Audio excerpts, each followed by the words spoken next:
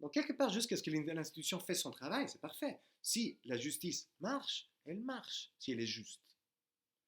Si l'économie marche, elle marche si elle est juste. Et si elle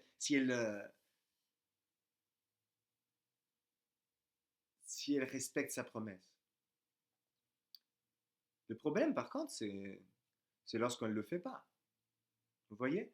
Le problème, c'est quand surgit quand les membres d'une communauté commencent à voir que la promesse des institutions commence à être une promesse vide, que l'institution n'est pas en train de faire ce qu'elle devrait faire. Ou bien quand elle commence à voir que l'institution, ses promesses, son agir, ses critères, ses valeurs, quelque part, ont changé. Que peut-être même que l'institution a trahi cette promesse, qu'elle a changé sans nous le dire. Elle a modifié le contrat. Vous voyez? Vous voyez que lorsque c'est comme ça, ce n'est pas que le contrat qui est modifié, mais c'est aussi toute l'identité que moi je reposais dans ce contrat. C'est toute cette identité qui me permet de dire je suis quelqu'un malgré ma solitude, finitude, exposition, malgré l'absurdité de la vie et de la mort, malgré ma vulnérabilité, je suis quelqu'un quelque part pour quelqu'un. Et quand ces termes sont reformulés, quand ils sont trahis ou qu'ils ne sont pas maintenus, c'est inévitable que le désenchantement advienne, n'est-ce pas? Mais le danger est là, dans le sens, le moment où on a... Le danger, c'est de ne pas avoir de réparation possible, dans le sens, je m'explique, il ne suffit pas de se retirer du monde ou de se retirer et dire ah bon, t'as pas maintenu ta promesse ou honoré ton contrat, ben alors moi non plus, j'ai pas besoin de le faire. Parce que ce nous ne nous appartient plus. On n'est plus dans le régime de l'immanence où il suffit que je m'en aille pour que ce nous soit autre chose. Ce nous a été déclaré comme une entité transcendante. Elle n'est plus immanente. Et nous sommes plus les dépositaires de ce nous. On n'a plus le contrôle là-dessus. Au contraire, on est même aliéné, on s'est aliéné euh,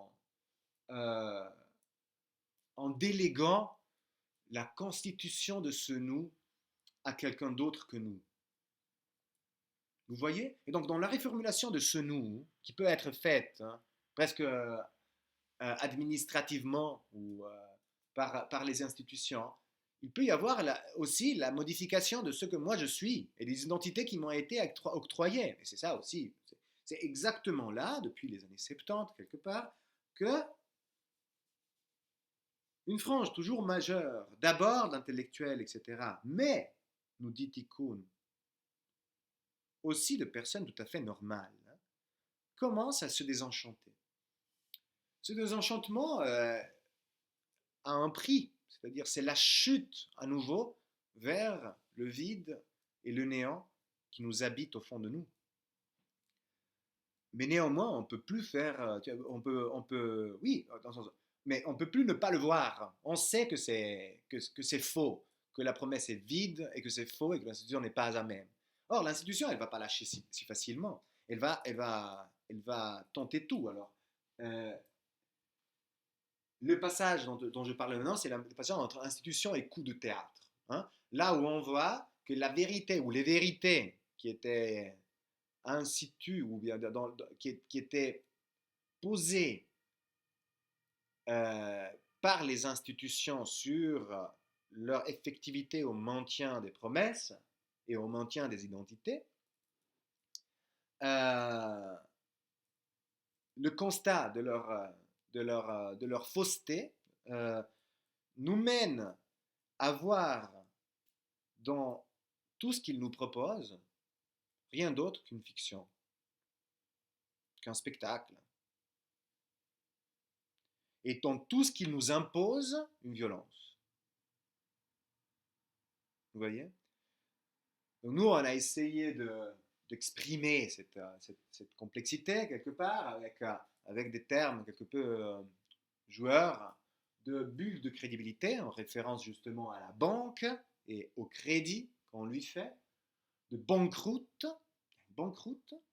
mais aussi avec les concepts d'acharnement thérapeutique ou de poumon d'acier, c'est-à-dire qu'on n'est même plus dans l'air conditionné ici, on est vraiment dans le poumon artificiel, dans le respirateur. Aujourd'hui, c'est très de mode, etc.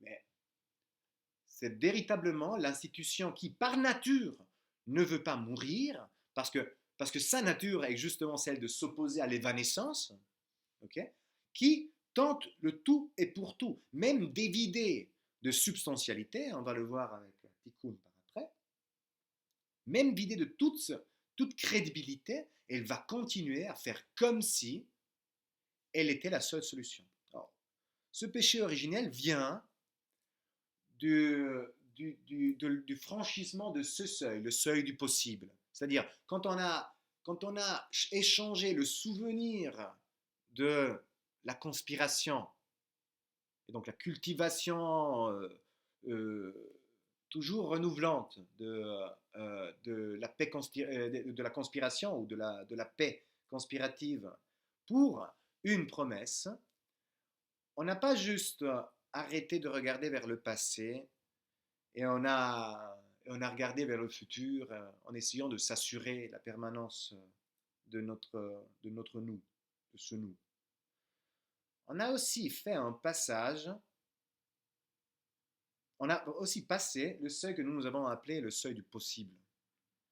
C'est-à-dire, on a dit, ok, le constat de l'évanescence de la paix conspirative définit celle-ci comme une pure possibilité. C'est-à-dire, elle peut être, mais elle peut aussi ne pas être.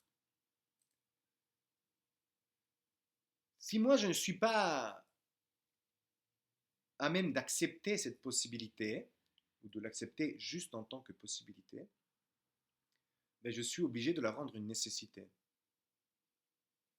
Et quand je la rends une nécessité, cette nécessité élimine d'un coup toute autre possibilité. Vous voyez, c'est une nécessité. Par définition, là c'est Aristote, la nécessité est ce qui ne peut pas ne pas être. Okay? Mais si ce qui ne peut pas ne pas être est en contraste avec quelque chose d'autre qui pourrait être, ben, cette nécessité, elle va essayer de toute manière d'éliminer toutes les autres possibilités qui pourraient la substituer, la modifier, etc. Donc du coup, l'institution, en tant que garante, mais désormais en tant qu'église noire, en tant que garante que d'elle-même et pas garante de la promesse, va essayer de se protéger autant qu'elle peut.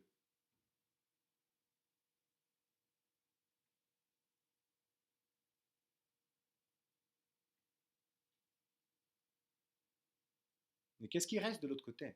C'est-à-dire, qu'est-ce qui reste maintenant des gens qui sont sortis ou qui ont été abandonnés par la trahison, par exemple, de la promesse, ou qui sont sortis parce qu'ils ont vu que c'était du théâtre, qu'il n'y a rien de réel, rien de substantiel ni de nécessaire, et que donc justement leur même identité à l'intérieur de cette communauté devenait, devenait aussi insubstantielle que l'institution qui la garantissait.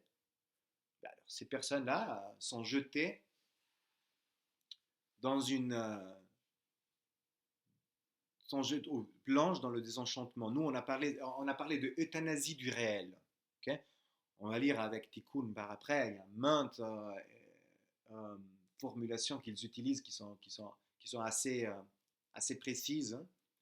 Mais quelque part, ça veut dire ça. Le Dieu est mort, le monde est mort, l'économie est morte, cela n'a pas de sens, je le sais. Okay, donc il n'y a rien qui puisse me convaincre que ça l'est. Okay, donc du coup, c'est un coup de théâtre. Je vois tout ça comme le théâtre, comme du théâtre. Et comment est-ce qu'on réagit là-dedans? Alors là, c'est clair qu'on est en train déjà de parler de la figure du Bloom. Et on en parle parce que c'est des personnes qui sont confrontés, dès le moment où ils voient que ce n'est pas vrai, ils sont confrontés au vide ou à leur situation euh, ou à leur nature ou essence existentielle de fond, qui est en elle-même insoutenable.